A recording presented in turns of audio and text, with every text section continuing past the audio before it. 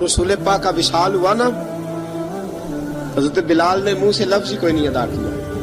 کسی نے اپنا دکھڑا کسی انداز میں سنا لیا. حضرت عمر نے کہا، جس نے کہا حضور وصال کر کے گردن اڑا دوں گا. حضرت عثمان غنی نے کہا، خبردار کوئی مجھے آ کے نہ بتائے کہ مصطفیٰ وصال کر گئے. حضرت علی المرتضیٰ رضی اللہ تعالیٰ عنہ نے فرمایا، نہ بھائی میرے مصطفیٰ پر تو موت آتی ہی نہیں.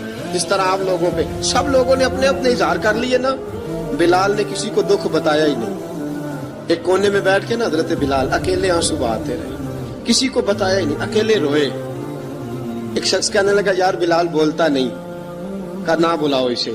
عصر کی نماز کا وقت ہوا نا، تو وہ بلال جو کعبے کی چھت پہ بغیر سیڑھیوں کے چڑھ گیا تھا، وہ بلال جو کعبے کی چھت پہ بغیر کسی سہارے کے چڑھ گیا تھا، اس بلال کو کہا کہ بلال چل ذرا آذان پڑھ، مسجد کی چھت پہ چڑھ جا.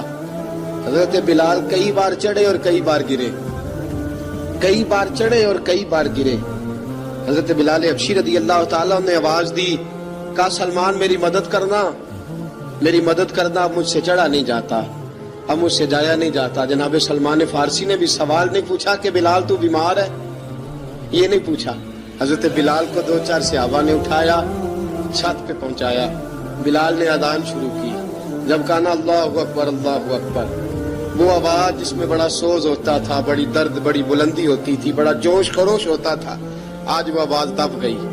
جب بلال نے کہا نا اشہد ان لا الہ الا اللہ، حضرت بلال رضی اللہ تعالیٰ عنہ نے تھوڑی دیر روک کے سانس لیا.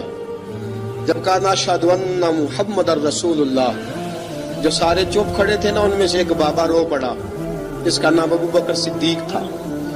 جب حضرت ابو بکر صدیق کی آنکھ میں آنسو آیا تو حضرت بلال چھت کے اوپر زمین پہ گرے، زمین پہ گرے اور کہا ابو بکر یہ ڈیوٹی کسی اور کی لگا دے، یہ ڈیوٹی کسی اور کی لگا دے.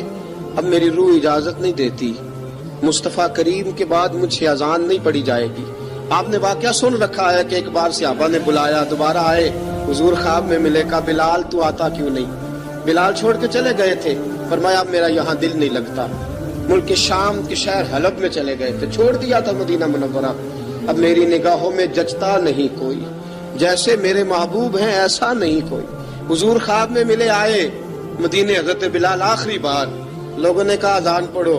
کہا مجھے وہ اذان بھول ہی گئی ہے جو مجھے مصطفیٰ کریم کے زمانے میں پڑھا کرتا تھا، مجھ سے نہیں پڑھی جاتی. نہ مجھے کہو، میں کیسے پڑھوں؟ امام حسن اور حسین نے آ کے دامن تھاما نا، تو کہا بیٹا میں تمہاری نانی کا بھی نوکر رہا ہوں، میں تمہاری ماں کی چکی بھی پیستا رہا ہوں، مجھ سے کوئی فرمائش نہ کر ڈالنا. میں نے نوکری کی ہے، اور مجھے اگر اللہ نے توفیق دی تو میں تمہارے بچوں کے پیر بھی دھویا کروں گا. لیکن امام حسن رضی اللہ تعالیٰ عنہ نے فرمایا بلال ایک بار تو اذان سنانی پڑے گی. سنائی بلال نے اذان.